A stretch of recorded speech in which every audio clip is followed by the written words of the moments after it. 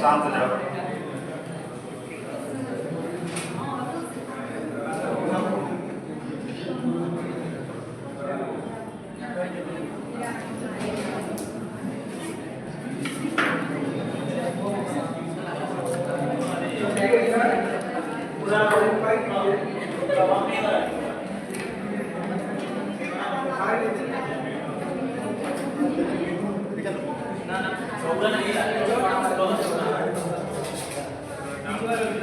आवाज चलिए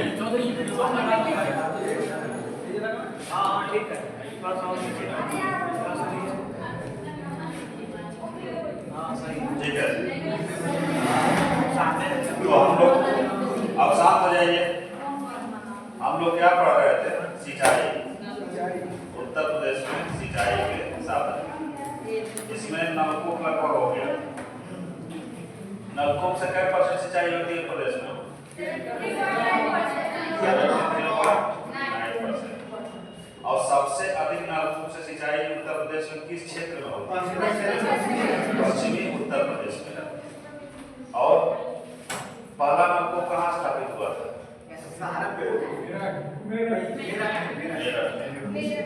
और किस साल में? 1830।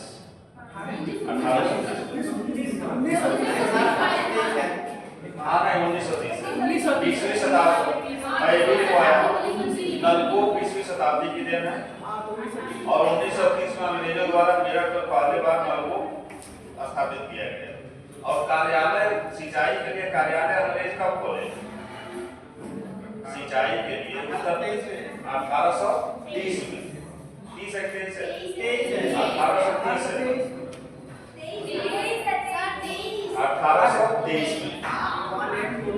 और कहाँ पे खोले थे? चलिए, नलकूप से जो सिंचाई होती है उसको हम किस श्रेणी में रखते हैं? लघु श्रेणी में रखते हैं। नलकूपों से जो सिंचाई होती है वो सिंचाई के लघु श्रेणी में रखा जाता है। लघु श्रेणी में। जबकि नहर सिंचाई को बृहद एवं मध्यम श्रेणी में रखा जाता है। नलकूप सिंचाई को लघु श्रेणी में रखा जाता है, तो वहीं नहरों से सिंचाई को बृहद एवं मध्यम श्रेणी में रखा जाता है। जबकि यहीं पे लिख लो, जबकि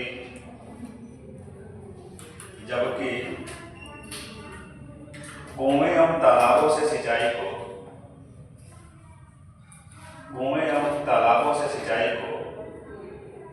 सूक्ष्म श्रेणी का दर्जा प्राप्त है। सूक्ष्म श्रेणी का दर्जा प्राप्त है।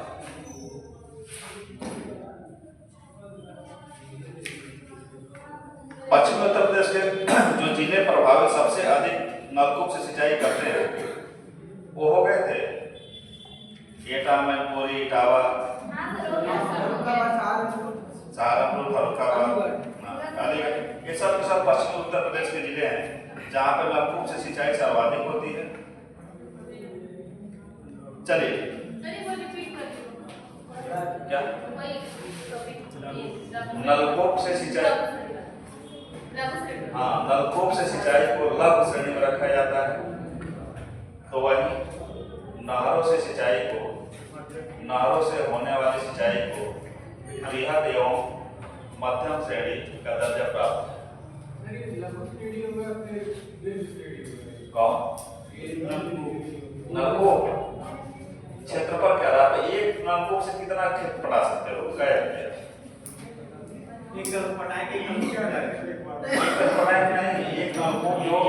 एक नलकूप जो लगाया जाता है कितनी एटीएम लगाया जाता है?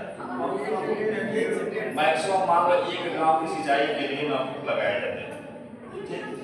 तो क्षेत्र के आधार पर लघु श्रेणी में आता है, जबकि नहरों से सिंचाई हजारों और लाखों हेक्टेयर में होती है, इसलिए वो बृहद एवं मध्यम इसलिए कुछ छोटी नालें होती हैं, हाँ, बड़े स्तर पर सिंचाई करती है वो क्षेत्र के आधार पर।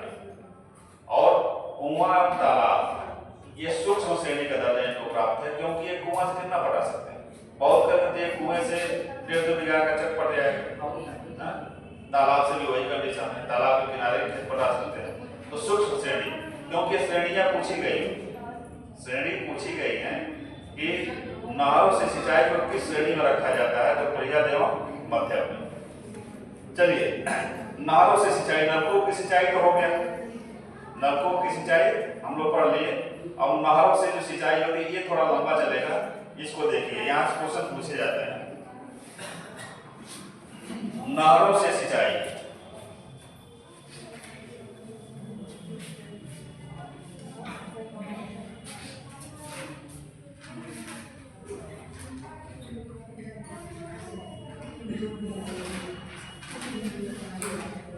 प्रदेश में, अर्थात किस प्रदेश में, अपने प्रदेश में, प्रदेश में नहरों से सिंचाई, नहर से सिंचाई कितना होता है, तो अपने उत्तर प्रदेश में 15.8% सिंचित क्षेत्र का 15.8% नहरों से सिंचाई की जाती है। उत्तर प्रदेश के सिंचित क्षेत्र में, सिंचित क्षेत्र के 15.8% भूमि पर नहरों से सिंचाई की जाती है, नहरों से सिंचाई की जाती है। इसे बृहद एवं मध्यम सिंचाई के साधन के रूप में माना जाता है।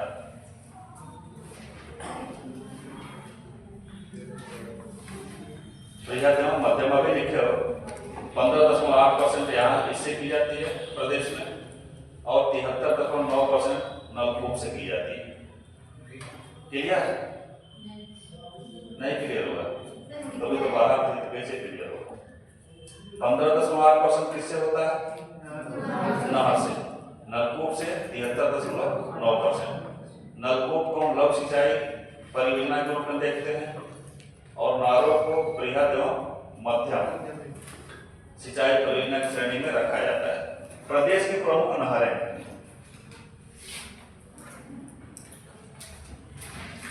प्रदेश की प्रमुख नहरें। अब देखिए, इसमें जो क्वेश्चन पूछा गया है, बस यही क्वेश्चन पूछे गए हैं कि फला नहर कहाँ से निकलती है, किस डैम से या किस नदी से। ठीक, यदि हम थोड़ा डिटेल में लेकर चलेंगे, हो सकता है क्वेश्चन का स्वरूप बदल जाए, कुछ और पूछ ले। चलिए, पहला है ऊपरी गंगा नहर। ऊपरी गंगा नहर, इस नहर का की जो स्वीकृति मिली थी बनाने की 1842 में मिली थी। ऊपरी गंगा नहर को बनाने की स्वीकृति अंग्रेजों की सरकार थी, और जो स्वीकृति मिली थी तो 1842 ईस्वी में मिली थी। स्वीकृति मिली 1842 ईस्वी में, और इस नहर बन के तैयार हो गई 1854 में। किसी के साथ क्वेश्चन पीछे में बनाया है स्वीकृति और लोकार्पण से, और इस नहर का लोकार्पण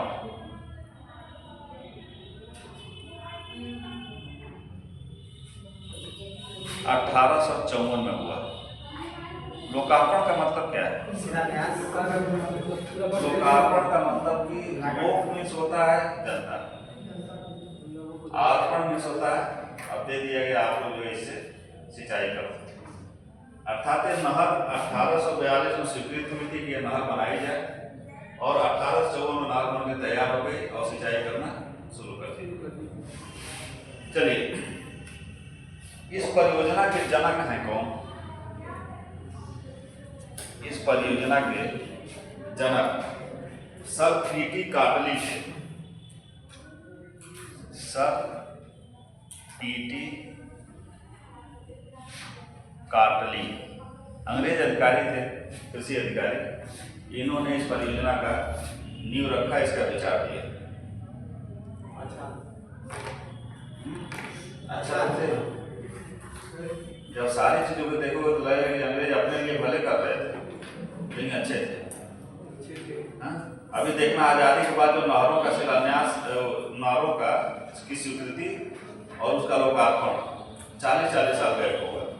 ये देखो इतनी लंबी नहर को बना दी कितने साल? 42 मात्र 12 साल में इतनी लंबी नहर बन के तैयार हो गई। आखिर किन कारणों की वजह से हमारे यहाँ फिर भी कोई प्रोजेक्ट होता है उसमें विलम्ब हो जाता है? तो आजाद है इसलिए तो दिक्कत है यार। विकास के लिए आजाद होना जो है ना ठीक नहीं है।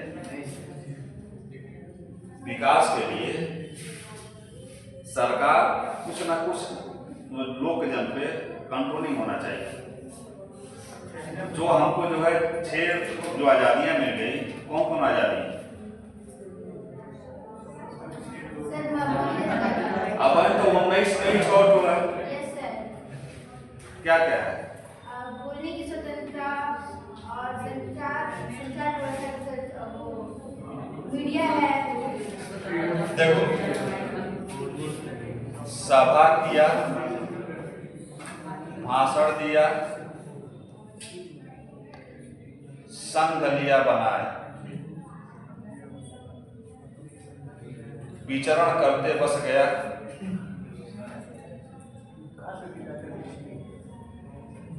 वृत्ति लिया अपनाए।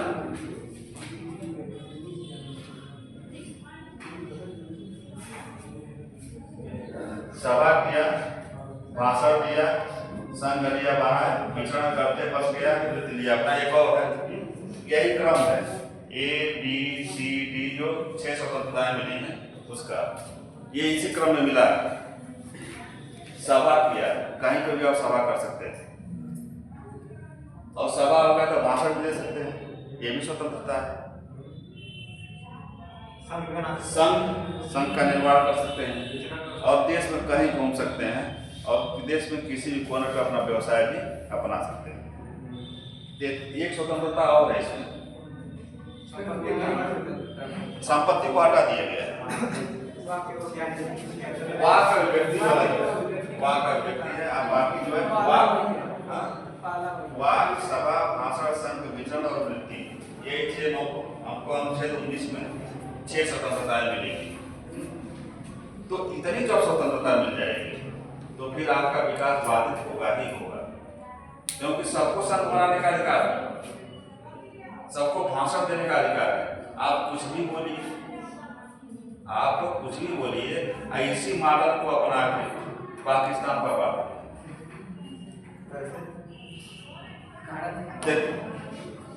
पाकिस्तान बर्बाद ये हो गया कि वो इसी को अपनाया वो भी। और उसके संसद भवन में देखो, हमको आज तक ये नहीं दिखता है कभी कायदे की बात किया जाता, गाली गलौज ही होता है। और हमारा भी जो संसद है, पहले की तरह सब तार्किक बातें संसद में नहीं चल रही। आप लोग भी देखते होंगे, जो पहले के नेता जो तार्किक बातों को उठाते थे उस तरह का नहीं। यहाँ तो व्यक्ति से संबंधित बातें उठाई जा रही हैं। अभी फला जो है चिप्स बनाने की कंपनी लगा रहा है, फला आलू बनाने की कंपनी लगा रहा है। पहले के नेता में योग्यता नहीं होती। यही बात है, आज के नेता में या पहले के नेताओं में यही होता है। पहले के नेताओं को स्टेट्समैन कहा गया है,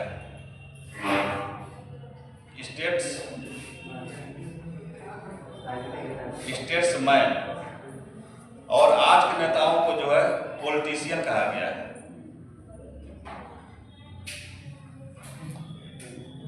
जब आप लोग पॉलिटी पढ़ोगे तो उसमें इसके बारे में बताया जाएगा।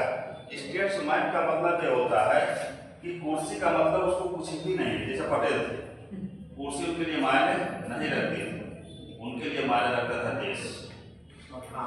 आज के नेताओं के साथ क्या है कि पॉलिटिशियन, इनके लिए कुर्सी पहले, देश बाद में। तो इन नेता, ये नेता खत्म हो गए। जैसे अटल बिहारी वाजपेयी तक जो है लास्ट बचे हुए थे, जिनके लिए कुर्सी माने नहीं रखता था, बल्कि जो है देश। उनका भाषण भी सुनो, क्या कहते हैं जब सरकार 13 दिन में गिराई जाती है। उनका बहुत ऐतिहासिक भाषण है। कहते हैं कि सरकारें आती जाती रहेंगी, लेकिन बस देश रहना चाहिए और भारत का संविधान जीवित रहना चाहिए। चलो ये 40, चलिए यहाँ पे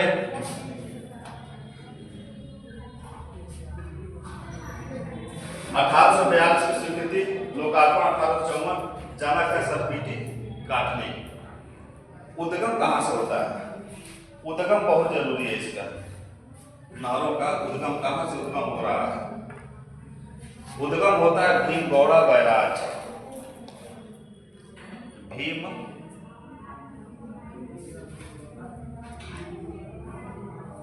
भीमगौड़ा बैराज। अब बैराज को हम क्या करते हैं? बांध या डैम। अब प्रश्न है कि भीमगौड़ा बैराज है कहाँ? भीमगौड़ा बैराज हरिद्वार में, हरिद्वार उत्तराखंड। गंगा जो ऊपरी गंगा नहर है भीमगौड़ा बैराज से निकलती है और भीमगौड़ा बैराज उत्तराखंड के हरिद्वार जिले में स्थित है। इस जो मुख्य नहर है, मुख्य नहर की लंबाई है 298 किलोमीटर। मुख्य नहर की लंबाई 298 किलोमीटर। और एक मुख्य नहर से जो नहर तंत्र बन जाता है, अन्य जो छोटी छोटी नहर निकाली जाती है मुख्य नहर से सिंचाई नहीं हो सकती है। मुख्य नहर से सिंचाई के लिए अगर जो खोल दिए तो क्षेत्र में बाढ़ आ जाएगा। हाँ, अब इस नहर से जगह जगह जो है पंप नहरें बनाई जाती हैं और वहां से जो नहरें निकाल के दूर दूर तक सिंचाई के लिए एक तंत्र विकसित किया जाता है। तो इस पूरे ऊपरी गंगा नहर का जो नहर तंत्र है उसकी लंबाई है 6496 किलोमीटर। ऊपरी गंगा नहर तंत्र 6496 किलोमीटर है। देखिए मुख्य नहर की लंबाई 298 किलोमीटर। यहाँ से खेत में सिंचाई के लिए आप जो है नहीं खोल सकते, बाढ़ आ जाएगी। अब यहाँ से जगह जगह पंप नहरों का विकास किया गया मुख्य नहर से। इन नहरों की जो लंबाई है वो 6494 किलोमीटर ये नहर तंत्र है। एक नहर का जो ये जाल बिछा हुआ है तो 6494 किलोमीटर का बिछा हुआ है। ठीक, यही आपके पास इसमें से इंपॉर्टेंट क्या है? ठीक है, लोकार्पण पूछ देता है। ये एक नहर है जिसमें कि इसके जनक के बारे में पूछा गया है। बाकी कोई जनक नहीं है, वो सरकार की अपनी योजना है। भीमगौड़ा बैराज ये सबसे इंपॉर्टेंट है। ये फला नहर कहाँ से निकलती है? बैराज का नाम याद रखिए और जिले का नाम याद रखिए। ठीक, और इसके पीछे कोई सागर अगर जो बन रहा है तो उसका नाम जरूरी है। अगला मध्य गंगा नहर। अगली नहर है मध्य गंगा नहर। ऊपरी गंगा नहर कहां से निकल रही है? हरिद्वार के भीमगौड़ा बैराज से। मध्य गंगा नहर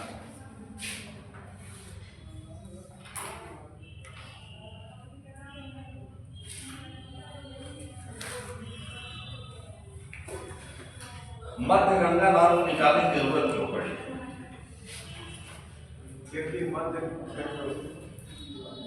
गंगा नदी के बाढ़ के पानी को कंट्रोल करने के लिए, क्योंकि इस एरिया में गंगा नदी बहुत विकराल रूप ले लेती थी। तो इसलिए उस बरसात के पानी को नहर के माध्यम से कुछ जो है नहरों में रोक लिया जाए और उससे दूर दूर तक सिंचाई किया जाए। इसलिए इसका विकास किया गया। क्या? बिजनौर जिले में है। वर्षा ऋतु में गंगा नदी लिखो, वर्षा ऋतु में लिखते जाओ। वर्षा ऋतु में गंगा नदी में मध्य गंगा नहर, मध्य गंगा नदी वर्षा ऋतु में गंगा नदी में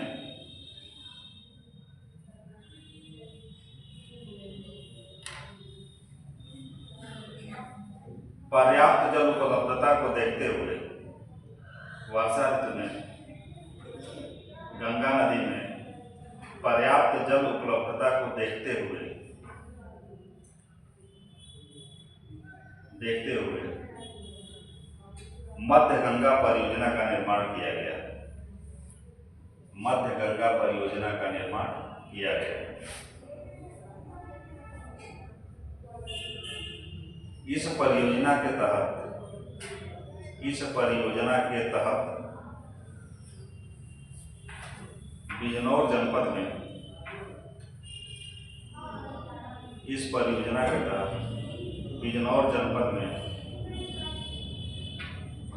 गंगा नदी पर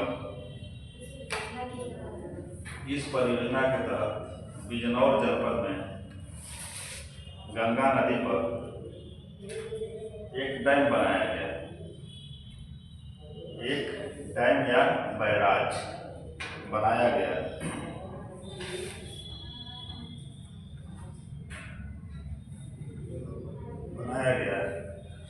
आगे पूर्ण विराम।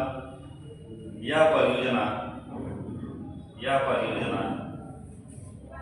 2 चरणों में विभाजित है। यह परियोजना 2 चरणों में विभाजित है। यह परियोजना 2 चरणों में विभाजित है। चरण क्या है? 2 चरण। प्रथम चरण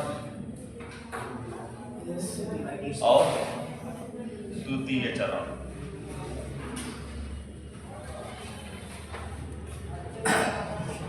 प्रथम चरण 1988 में आया।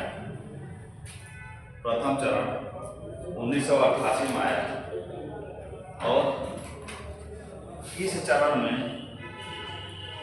मध्य गंगा बैराज जो बना था बिजनौर जिले में, उसके दाहिने साइड से नहर निकाली गई। प्रथम चरण में जो बैराज बना बिजनौर में, उसके दाहिने साइड से, क्योंकि एक बार जो स्टेटमेंट वाला क्वेश्चन आता है ना, कूट वाला, तो इस नहर से कूट वाला बनाया था, दाहिने बाएं में फंसाया था। तो प्रथम चरण में कहाँ से नहर, किस साइड से नहर निकाली गई?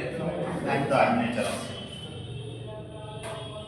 दाहिने तरफ से क्या बनाया? नहर बनी। डैम बन गया। डैम बनाकर पानी को कलेक्ट किया गया और उस डैम के दाहिने साइड से एक नहर निकाली गई। इसी को कहा गया प्रथम चरण का मध्य गंगा परियोजना। द्वितीय चरण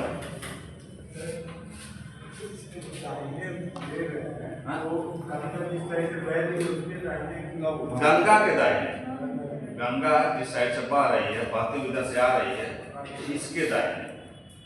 ठीक, चलिए द्वितीय चरण यह निर्माणाधीन है और इसका विचार रखा गया 2008 में। देखो यही आजादी का मतलब है। अब ये बन रही है। अभी खराब हो गई। इसमें लग गया होगा। नहीं लग गया तो चल ही रहा है। दरअसल इसमें क्या होता है ना, अंग्रेजों के जमाने में ये सब चीजें क्यों विकसित हो गई, क्योंकि वहां पे यदि यहाँ से उनका नक्शा पास हो गया ताकि इस मारवाड़ी स्कूल से ही नहर जाएगी, तो वहां पे कोई धरना प्रदर्शन सभा समिति करने वाला कोई नहीं है। जाएगी तो जाएगी, बिल्डिंग टूटेगी। और इस समय क्या है, यदि मैप बनाया गया और उसमें कोई इस तरह की बिल्डिंग आ गई, कोई गांव आ गया, किसी का जो है कोई प्रभुत्वशाली नेता है, उसका खेत आ गया, तो उसको जो है रुकनाई बना लेना। यही है। तो इसलिए विकास के लिए डिक्टेटरशिप बहुत जरूरी होता है। लोकतंत्र में जनता आजाद होती है। अब ये लोकतंत्र जो भारत का मॉडल है उसमें एकदम बहुत अधिक आजादी है। तो ऐसे में किसी भी इस तरह की बड़ी परियोजना का निर्माण करने में दिक्कत आती है। संपत्ति का अधिकार हट गया, अगर वो होता तो और ज्यादा प्रॉब्लम है। संपत्ति का अधिकार क्यों हटाना पड़ा?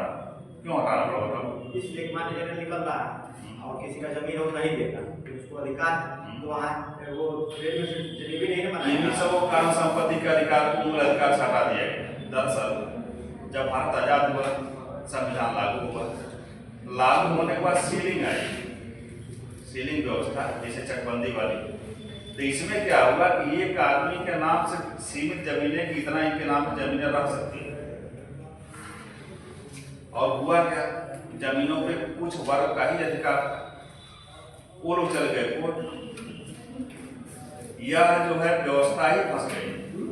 इसलिए सुप्रीम कोर्ट को मजबूर होकर संपत्ति के अधिकार को बाहर निकालना पड़ा। जब संपत्ति के अधिकार को मूल अधिकार से हटा के संविधान में कहाँ जगह दिया गया, 300 या 300A, तो संवैधानिक अधिकार दे दिया गया। अब है कि इस पे जो है सरकार अपना जो नीति बना सकती है। मूल अधिकार का हम जानते ही कुछ ऐसी परिस्थिति हम कर सकते हैं, जैसे मान लो राष्ट्रीय आपात लागू, ऐसे कंडीशन में मूल अधिकार का सरकार हनन कर सकती है। हनन नहीं, एक तरह से थोड़ा साइड आउट कर सकती है, ठीक ना। चलिए अगला, निचली गंगा नहर, मध्य गंगा नहर होगी, फिर निचली गंगा नहर।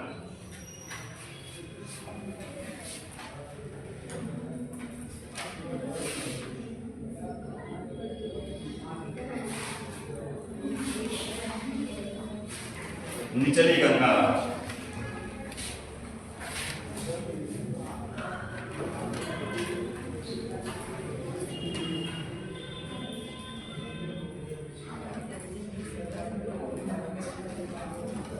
निचली गंगा नहर स्वीकृति 1871 में मिली थी।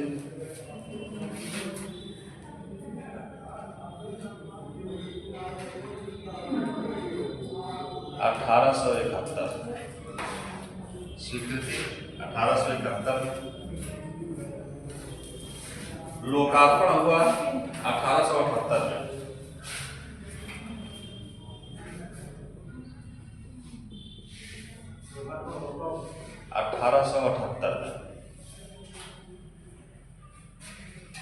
लोकार्पण हो गया।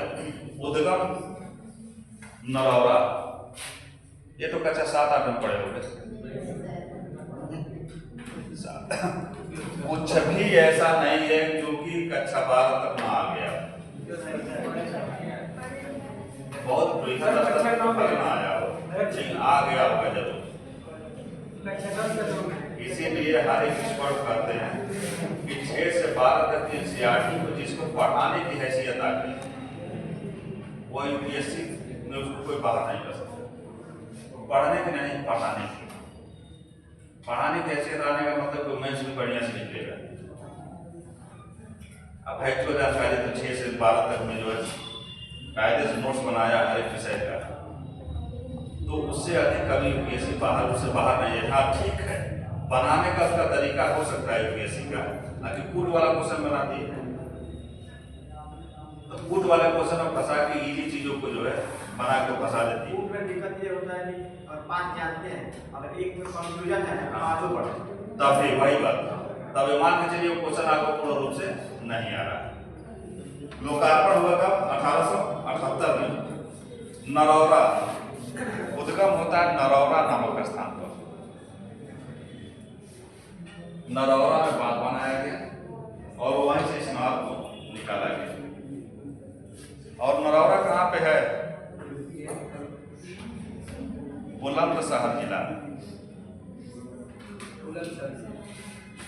बुलंदशहर जिला में ये नरौरा नामक स्थान पर गंगा नदी पर डैम बनाया गया और वहीं से एक नहर निकाली गई जिसको हम कहते हैं निचली गंगा नहर। ऊपरी गंगा नहर हरिद्वार से, मध्य गंगा नहर कहाँ से, बिजनौर से, और निचली गंगा नहर बुलंदशहर, बुंदेलखंड। ये बताओ, जो बुंदेलखंड जाती गंगा है, तो उत्तर प्रदेश का प्यासी धरती का देश किसको कहा जाता है, उसी को कहते हैं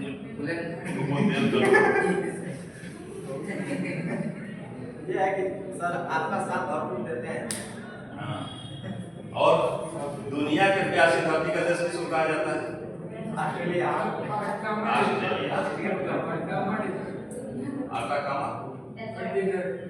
नहीं, ऑस्ट्रेलिया को कहा जाता है। जमीन पर डेजर्ट तो लगभग प्यासे ही है।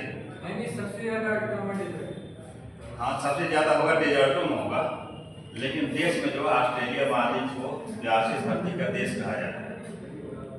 और ऑस्ट्रेलिया के किस एरिया में मरुस्थलीय नहीं साइड वाला है, पश्चिम वाला है। पश्चिमी ऑस्ट्रेलिया वो प्यासी धरती का देश, दोनों को एकदम डेजर्ट है। डेजर्ट बंद क्यों हो जाता है? पर्वतीय अवरोध न होने के कारण, पर्वतीय अवरोध न होने के कारण कोल्ड स्ट्रीम ठंडी धारा वहां से गुजरती है, और जहाँ ठंडी धारा गुजरेगी वहां पे वेपोराइजेशन होगा ही नहीं, होगा वेपोराइजेशन नहीं होगा। और जब वेपोराइजेशन नहीं होगा तो संघनन नहीं होगा, और जब संघनन नहीं होगा तो बूंदे नहीं बनेंगी। आप बूंद नहीं बनेगी तो आपकी धरती जो अपने गुरुत्वाकर्षण बल से खींच नहीं पाएगी। यही कारण है कि वो एरिया टोटल जो है रेगिस्तान है।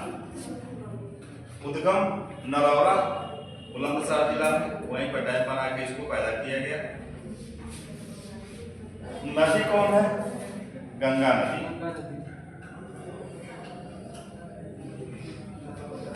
गंगा नदी को बनाया गया और संपूर्ण नदी तंत्र की लंबाई है 8,278 किलोमीटर। संपूर्ण नहर तंत्र की जो लेंथ है वह है 8,278 किलोमीटर।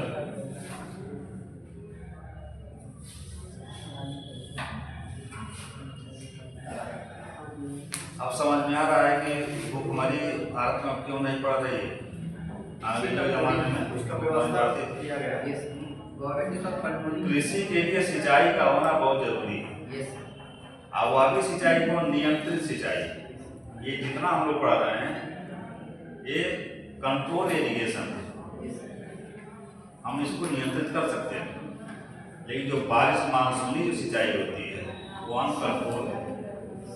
मानसून की मर्जी, चाहे तो बाढ़ ला दे, चाहे तो जो है धरती को दबा दे। आगरा नहर, अगली नहर है आगरा।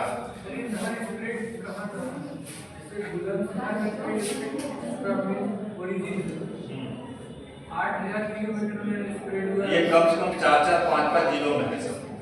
इनका जो विस्तार है एक जिले में नहीं, 4-4, 5-5 जिलों में है। एक नहर अभी हम लोग पढ़ेंगे जिसका 25 जिलों में विस्तार है। जो उत्तर प्रदेश की सबसे बड़ी नहर परियोजना है शारदा नहर परियोजना, उत्तर प्रदेश की सबसे बड़ी नहर तंत्र है शारदा नहर परियोजना। इसका जो 25 जिलों में विस्तार, तो जिलों से क्वेश्चन नहीं पूछता है, उस जो क्वेश्चन बनाए जाते हैं यहीं से बनाए जाते हैं। ये नहीं कहा तक पूछा गया कि फला डिस्ट्रिक्ट में किस नहर तंत्र से सिंचाई होती है। उस तरह से पढ़ने का मतलब कि एक बहुत बड़ा ये हो जाएगा कि 25-25 जिलों का नाम लिखो, 5-5, 7-7 जिलों का नाम। तो ऐसा क्वेश्चन कमीशन कभी इस तरह का गलती नहीं करता है। चलिए आगरा नहर, आगरा नहर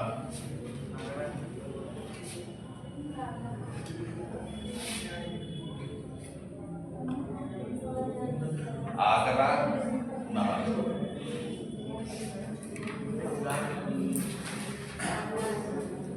इसकी स्वीकृति मिली थी 1871, स्वीकृति इसकी मिली थी 1874 में।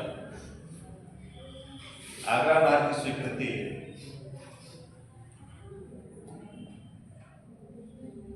1874 में मिली थी और लोकार्पण हुआ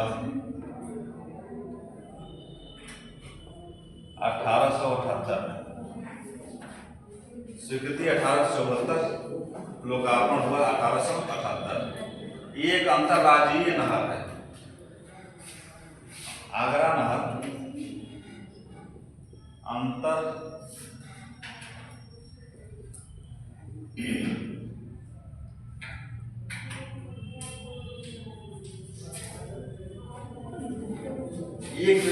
एक प्रदेश में नहीं है, इसको विस्तार किया गया। इसका विस्तार जो है 3 प्रदेशों में हुआ। 3 प्रदेश कौन कौन है? एक तो आपका उत्तर प्रदेश हो गया, इसमें सिंचाई करती है। दूसरा हो गया राजस्थान, और तीसरा प्रदेश है हरियाणा।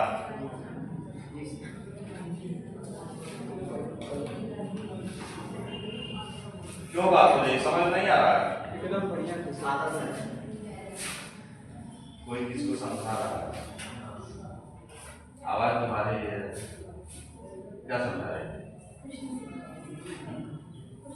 हमको आवाज भी पता है कौन कैसा बोलता है, इसको समझ लो। हाँ, क्लास खत्म होने के बाद कोई किसी को समझाए तो बहुत अच्छी बात है, क्योंकि हम समझाने वाले का जो है और बढ़िया से तैयार हो जाएगा। अब इस नहर से उत्तर प्रदेश के कौन कौन जिले लाभान्वित होते हैं? इससे उत्तर प्रदेश के मथुरा, आगरा और फिरोजाबाद। मथुरा, आगरा और फिरोजाबाद।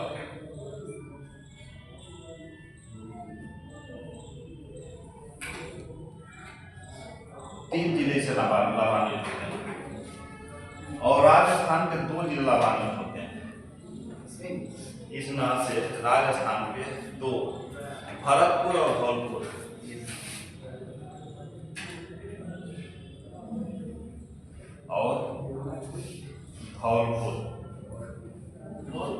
और हरियाणा का 1 जिला लाभान्वित होता है, फरीदाबाद।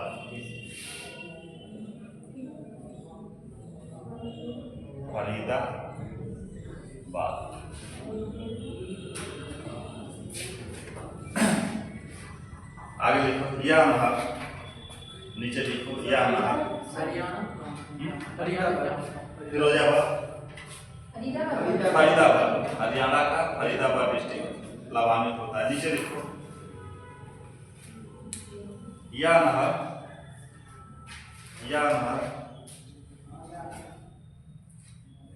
क्या कर रहे हैं?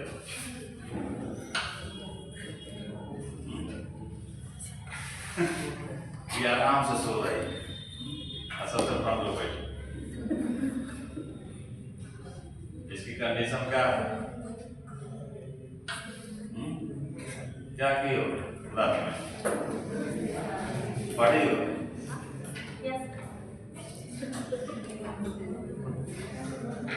नहीं पराग, नहीं मधु मधु, नहीं विकास ही का, एकदम निश्चित होकर सो रही। अली कली में सो गए, आगे कौन हवा। सीमित पीरियड मिला है, उसका सदुपयोग करो। चलिए, यह नहर ओखला कहाँ पे है? दिवाकर, ओखला कहाँ है? ओखला एक्सप्रेस चलती है ओखला दिल्ली में, ओखला दिल्ली में। यह नहर ओखला, पोस्ट में दिल्ली। यह नहर ओखला के पास, यह नहर ओखला के पास यमुना नदी पर बैराज। यह नहर ओखला के पास यमुना नदी पर बैराज अर्थात बांध, बैराज बनाकर यमुना के दाहिने किनारे से निकाली गई है। यमुना के दाहिने किनारे से निकाली गई है।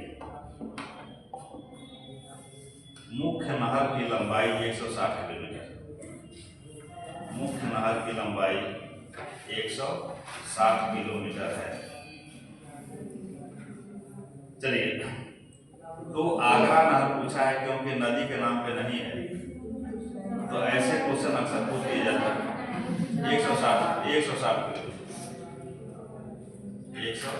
किलोमीटर। चलिए, पूर्वी यमुना नहर, पूर्वी यमुना नहर।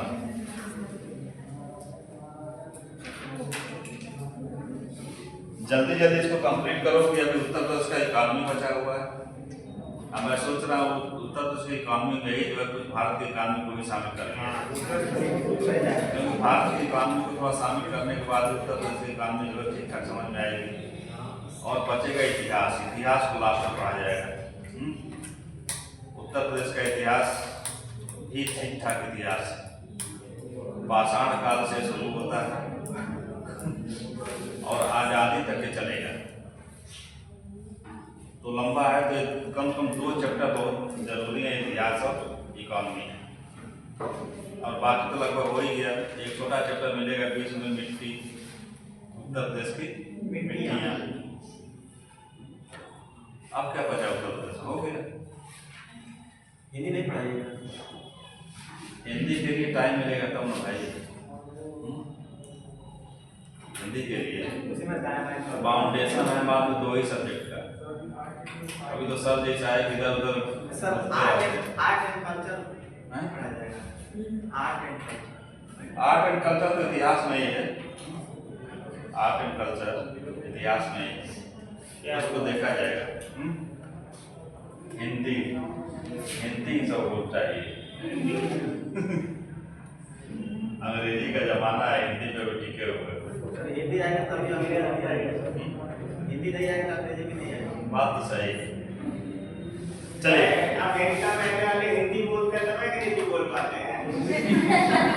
ये कहा लिखा कि हिंदी नहीं आएगी तो अंग्रेजी नहीं आएगी। अपनी मातृभाषा बोलते हैं सर। अरे तो तुम ही अंग्रेजी बोल रहे हो, मेरा असर अपनी मातृभाषा से। ये कहो ना, आगे अमेरिका वालों को पहले अंग्रेजी आएगी तभी हिंदी आएगी।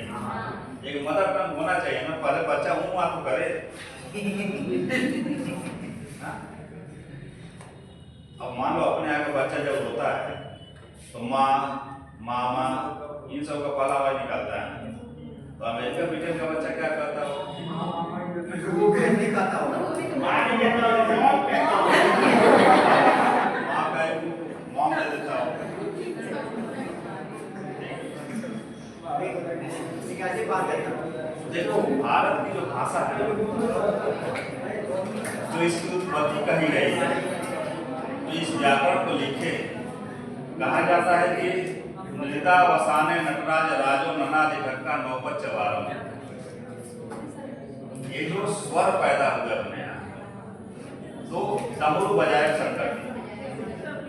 मृदा वसाने का मतलब नृत्य समाप्त होने के बाद नटराज राजो। ये शांत हो जाओ भाई, हम जानते हैं आप लोग प्रवासी हो, लेकिन थोड़ा शांति से। तो क्लास को आप लोग चलने दीजिए, डिस्टर्ब मत होने दीजिए। कहीं वो वाला तो ये विकास कृति में तीसरे श्रेणी की बात करते हैं, लेकिन जो विद्वान स्टूडेंट होते हैं पीछे बैठते हैं, पैर में पैर चढ़ा के कहते हैं देखते गुरुआ के आज पढ़ाता है। वो वाला तो आप लोग को याद के नहीं है। तो इसलिए क्लास को जो सुचारू रूप से चलने दीजिए, 1.5 घंटे की बात है।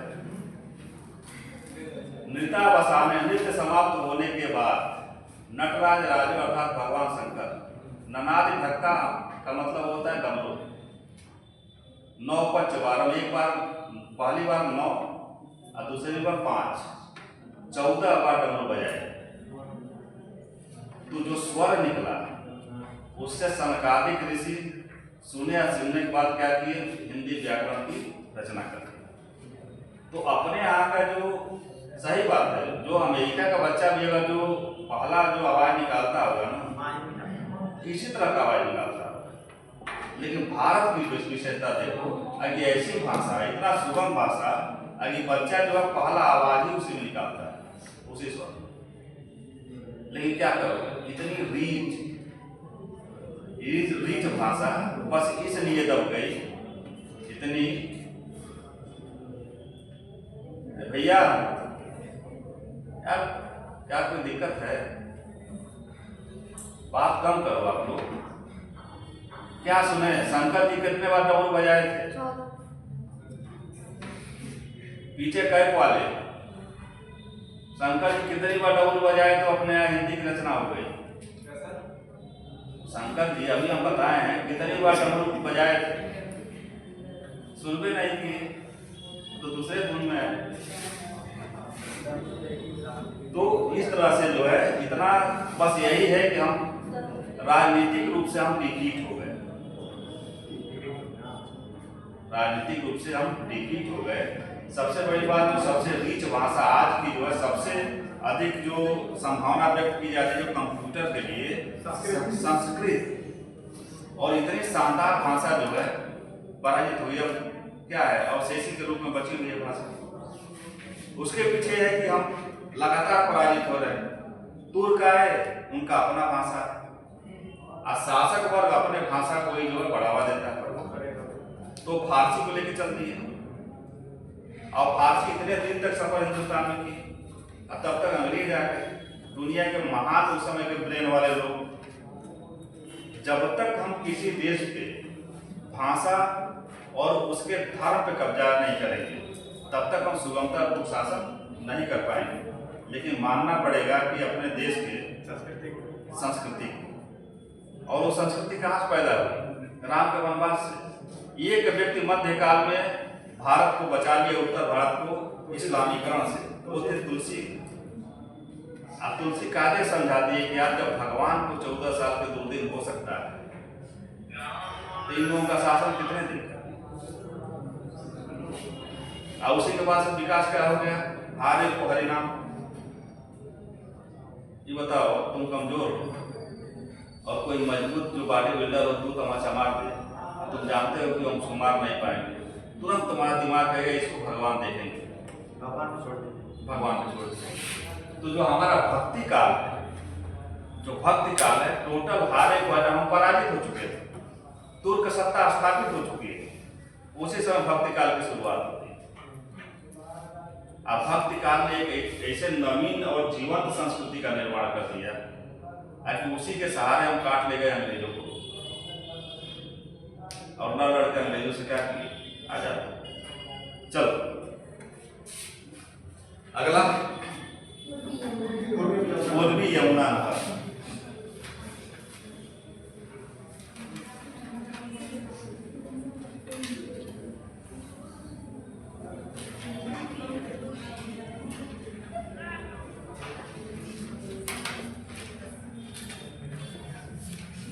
पूर्वी यमुना, इसका उद्गम होता है फैजाबाद गांव से। पूर्वी यमुना नहर एक है सहारनपुर में फैजाबाद गांव। यमुना नदी पर सहारनपुर के, यमुना नदी पर सहारनपुर के फैजाबाद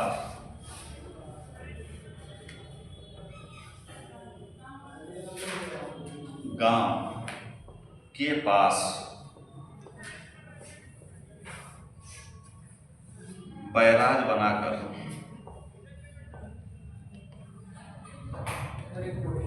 हाँ, ये जो इससे पहले इंटर स्टेट वाला नहर था, उसमें एक हरियाणा में नीचे चला जाता है, हरियाणा जो ऊपर के साइड है और नदी का फ्लो नीचे। जब नहर ही बनाएंगे तो उसकी खुदाई उस स्तर के लेवल से करेंगे ना,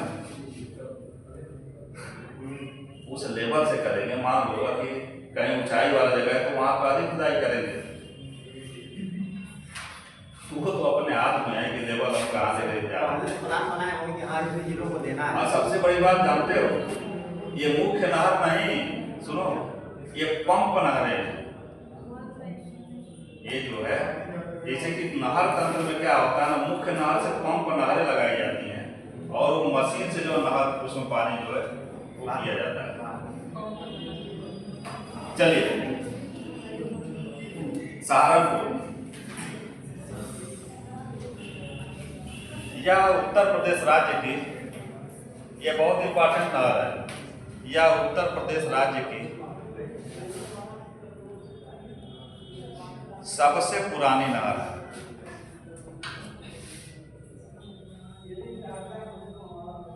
सबसे पुरानी नहर, पूर्वी यमुना नहर यमुना नदी पर सहारनपुर के फैजाबाद नामक गांव के पास डैम बनाकर निकाली गई। उत्तर प्रदेश की सबसे पुरानी नहर, क्योंकि इसका प्रोजेक्ट शाहजहां लेके आया था। हाँ, यही कारण है कि हमने लिखा है, इतिहास में लिखवाया है कि शाहजहां को किसानों का मित्र कहा जाता है। मुगल शासकों में शाहजहां एक ऐसा शासक है जो नहर के बारे में विचार किया। इसके पर सल्तनत में तो किया ही तुगलक, लेकिन ये भी जो है अन्य क्षेत्रों को जोड़ने के लिए नहर, यही पूर्वी नहर का विचार किया, लेकिन यह कंप्लीट नहीं करवा पाया। शाहजहां विचार किया लेकिन पूर्ण नहीं करा पाया। अब जब पूर्ण नहीं हुआ तो कौन बनवाया? नहीं, एक शासक जिसके बारे में आप लोग बहुत हंसे थे, वो शासक इस नाम को कंप्लीट करवाया, मोहम्मद शाह रंगीला। नारे फाइज किसी को नारे फाइज कहा नहीं, ऐसा नहीं। चलिए, पूर्ण कराए कौन? मोहम्मद शाह रंगीला।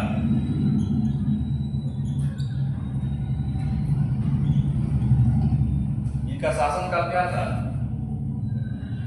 1719 से 1748।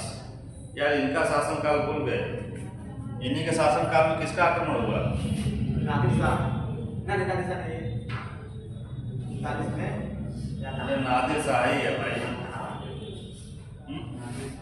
1739 में नादिर शाह का आक्रमण हुआ और नादिर शाह यहाँ से मयूर सिंहासन लेके चला गया। कोहिनूर हीरा भी भारत से जो है बाहर लेके जाने वाला नादिर शाह ही। इसका मतलब पीछे का पढ़ा है वो कोई पढ़ता है नहीं। मैं बार बार कहता हूँ, अगर लाइब्रेरी में मोटी मोटी किताबों से कल्याण नहीं होगा। इन मोटी किताबों का ही जो टोटल रस निकाल के टीचर लेके आता है। मोटी किताबों में आप लोग जो गोता लगाते ही रह जाओगे, और वो मोटी किताबों से रस तब निकाल पाओगे जब 30-32 साल के ऊपर हो जाओगे। तब एक टेक्निक आएगा कि इसमें क्या महत्वपूर्ण है, क्या महत्वपूर्ण नहीं। आज जिस दिन कंपटीटर को ये पता चल गया कि क्या छोड़ना है, पढ़ना तो सब जानते हैं, क्या छोड़ना है, उस दिन से उसको सफल होने से कोई रोक नहीं सकता। आज छोड़ने वाली कंडीशन क्या है? अभ्युदय में आखिर टीचरों की नियुक्ति सरकार क्यों कर रही है कि पीसीएस के इंटरव्यू तक या आईएएस के इंटरव्यू तक पहुंचे हैं भाई? क्योंकि उनको पता है अभी क्या साफ नहीं पढ़ना है और किसको साफ नहीं छोड़ना है। ये कैपेसिटी आते आते हो जाएगी आप लोगों की 30 साल, और 30 साल होते होते कई टेंशन, शादी नहीं हुआ, बाल झड़ रहा है, वो भी जाएगा। शादी हो सकता है, शादी नहीं स्वभाव नहीं शादी, वो एक क्रेज था पहले। अगर सिविल की तैयारी करने वालों को अच्छा दहेज लेकर उनकी शादी हो जाती थी, अब नहीं। कोई भी बाप अपनी बेटी को एक सिपाही को देना मंजूर करेगा, लेकिन बहुत टैलेंटेड और पीएचडी की तैयारी कर रहा है, जब तक सिलेक्शन नहीं हुआ तो नहीं मिला। और उसके बाद टेंशन क्या आ जाएगा? 30 साल के हो गए, शादी नहीं हुई, बाल झड़ना शुरू हो गया। आप बाल जानते ही हो, हमको लगता है 50% सुंदरता तो बाल मार देता है कि नहीं? बहुत प्रेशर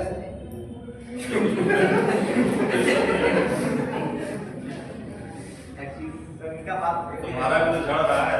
नहीं सर, हम कुछ रहा है नहीं झड़ रहा है, देखो झड़ने वाला झड़ रहा है, क्योंकि जब साइड से झड़ता है ना तो उम्र को दर्शाता है। तो कुछ जल्दी करो, नहीं तो वही होगा, कुछ ऐसा करो कमाल। आया था ना पिक्चर एक बार, गाना आया था 2018 में, नायिका क्या गा रही है? कुछ ऐसा करो कमाल, किसी और की रूह खिला।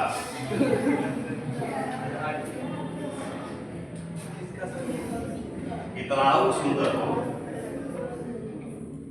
और पता चले कि तुम नहीं कुछ बने ना, तो फिर वही होगा, किसी और की खिला तुम्हारी हो जाओ।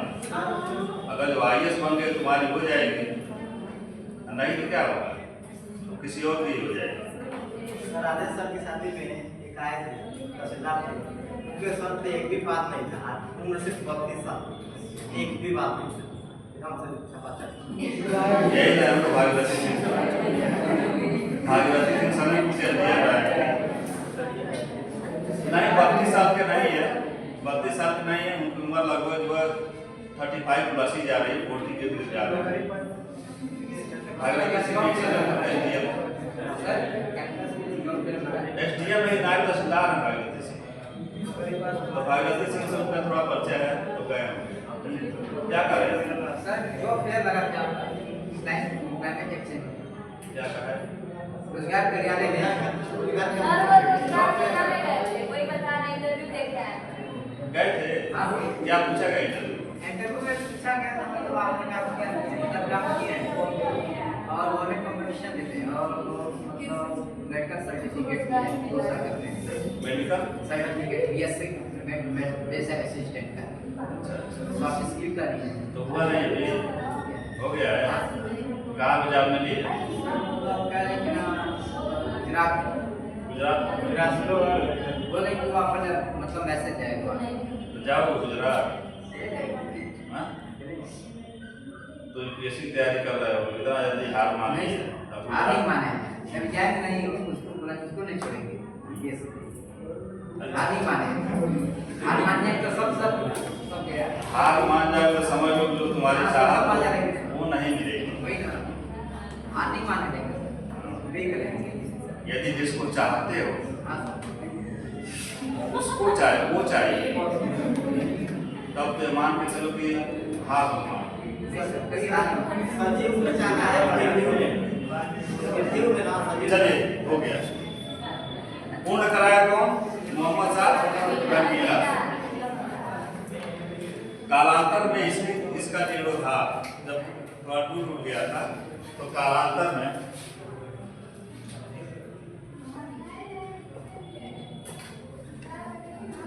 जीर्णोद्धार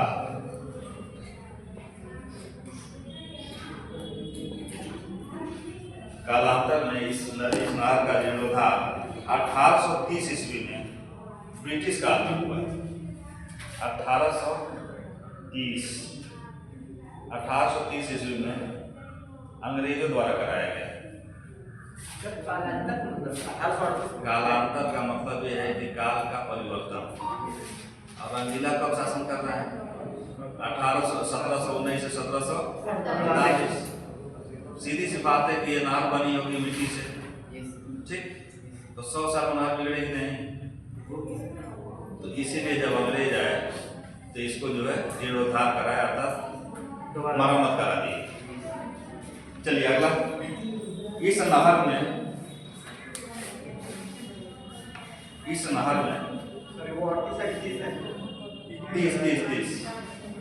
इस नहर में जलापूर्ति के लिए जल की आपूर्ति के लिए इस नहर में जल आपूर्ति के लिए हरियाणा के यमुना नगर में ये क्वेश्चन इंपॉर्टेंट है पूछा गया है हरियाणा के यमुना नगर में हथनी कुंड बैराज का निर्माण किया गया है ये पूछा गया कि हथनी कुंड बैराज किस नहर का हिस्सा है तो पूर्वी यमुना नहर का हरियाणा के यमुना नगर जिले में हथनी कुंड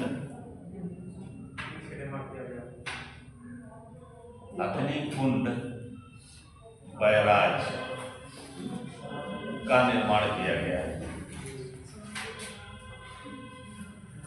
जल की आपूर्ति बनी रहे इसलिए यहाँ पे भी एक बैराज बना दिया गया और पैदा कहाँ से हो रही है सहारनपुर जिला के हैदराबाद गांव से चलिए शारदा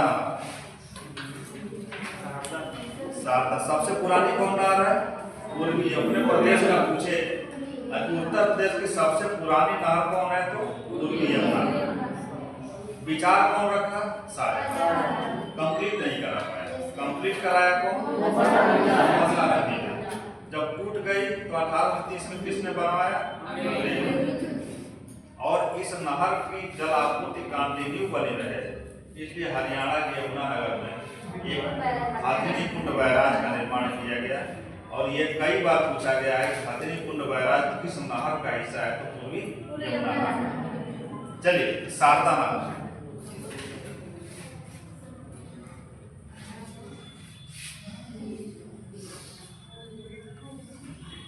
शारदा नहर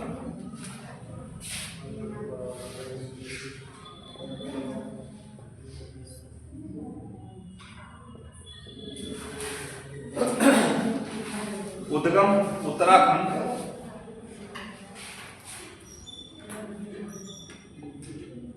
उत्तराखंड के बनवासा,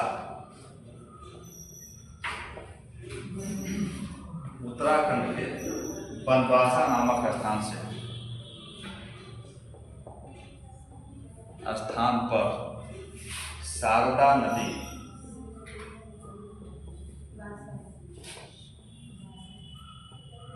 बनवासा, उत्तराखंड के बनवासा नामक स्थान पर शारदा नदी पर बांध बनाकर,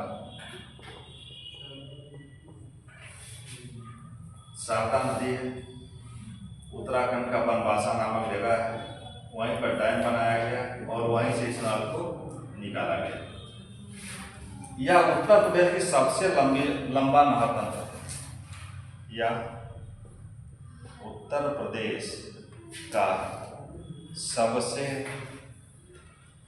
लंबा नहर तंत्र है।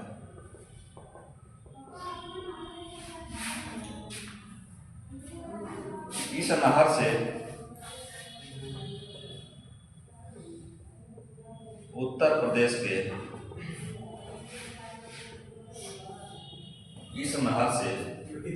प्रदेश के लगभग 25 जिलों में सिंचाई होती है। लगभग 25 जिलों में। यदि ये पूछा जाए कि उत्तर प्रदेश की सबसे लंबा नहर तंत्र कौन है, तो शारदा नहर।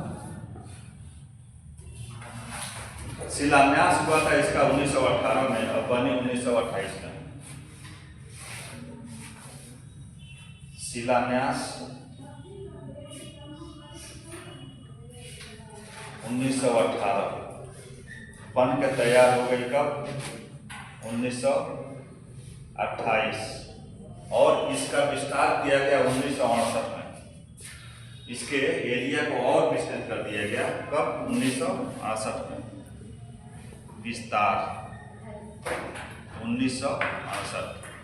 शिलान्यास 1918, लोकार्पण अर्थात जनता को जो है सुपुर्द कर दिया गया 1928, बनकर तैयार हो गई। और इस नहर का और अधिक विस्तार किया गया कब? 1968 ईस्वी में।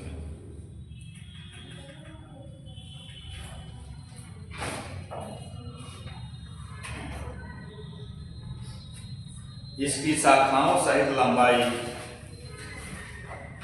इसकी शाखाओं सहित लंबाई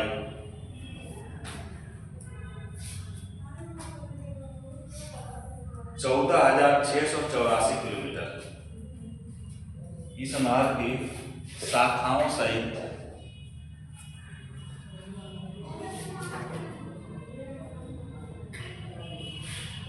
कुल लंबाई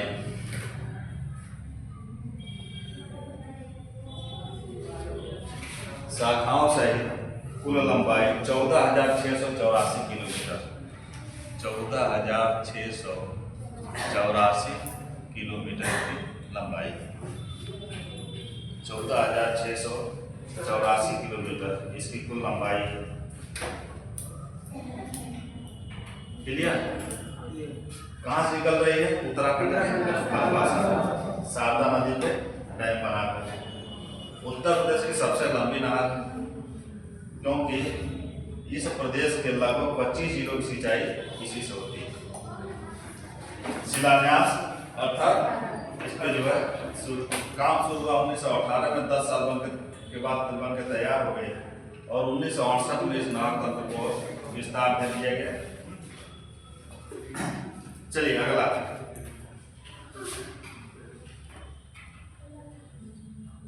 पश्चिमी गंडक नहर। पश्चिमी गंडक नहर जो अपने यहाँ कहीं कहीं नहर देवरिया में देखते हो ना, तो यही पश्चिमी गंडक नहर से जो नहर निकाली गई है।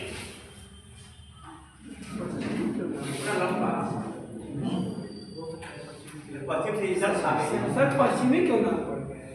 इसका पूर्वी में आ रहा है। पश्चिमी गंडक इसलिए नाम पड़ गया कि बिहार और नेपाल के बॉर्डर पे एक जगह है वाल्मीकि नगर, वहीं पे इसको जो है इसकी पैदाइशी होती है और फिर वहां से आती है, इसलिए इसका नाम पड़ गया पश्चिमी गंडक नहर।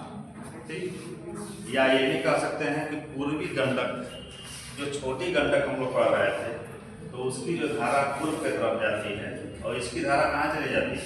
पश्चिम की तरफ। तो इस आधार पर इसका नाम रखा गया होगा। चलिए, पश्चिमी गंडक नहर।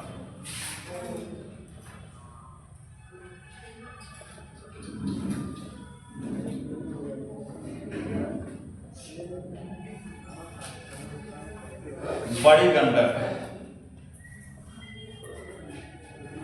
छोटी गंडक बड़ी गंडक हम लोग पढ़े थे ना, जो चंपारण निकल जाती है महाराजगंज से।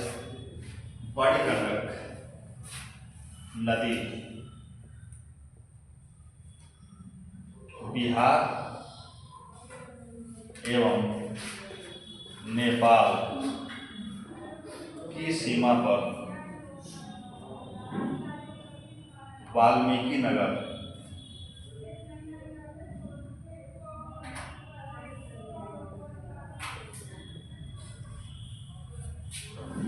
बिहार और नेपाल की सीमा पर एक जगह है वाल्मीकि नगर। यही वाल्मीकि नगर में बैराज बनाकर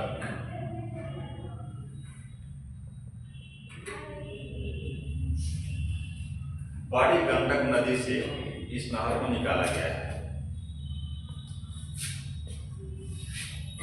बिहार एवं नेपाल के सीमा पे स्थित वाल्मीकि नगर में बैराज बनाकर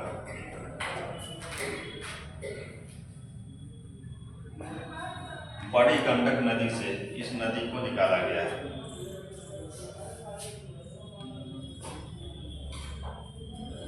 इसे सिंचाई उत्तर प्रदेश में अपने कहाँ कहाँ होता है?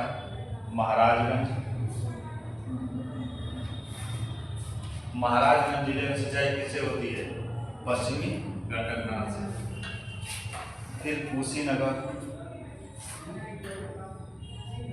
कुशीनगर जिले में, फिर गोरखपुर जिले में और देवरिया में।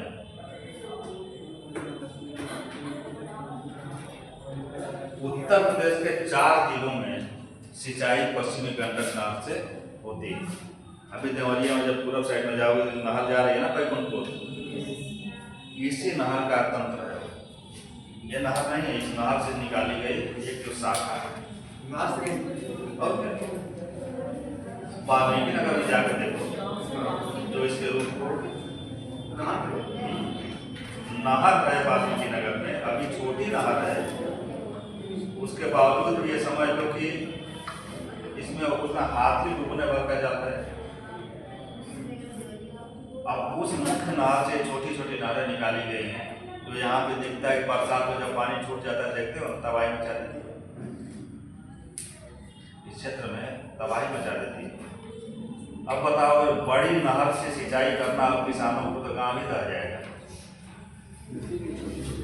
छोटी छोटी नहरें, इसी को कहा जाता है नहर तंत्र। हाँ, जैसे कि कभी देखो, पंप के द्वारा हरदम नहीं हम निकालते हैं। पंप के द्वारा हम तब पंप का यूज करते हैं जब नदी का जल स्तर नीचे हो जाता है। जब बरसात का समय होता है, नदी का जल स्तर क्या होता है? उफान पर रहता है। हाँ, छोटे छोटे इन नदियों पंप, एक पंप बना रहे हैं, पंप के माध्यम से जो है ना वो निकाला जाता है पानी। चलिए अगला, इस नहर की कुल लंबाई 3256 किलोमीटर है। 3256 किलोमीटर। टाइम है खत्म, टाइम खत्म, जाओ पानी में किलो बोल दिया गया।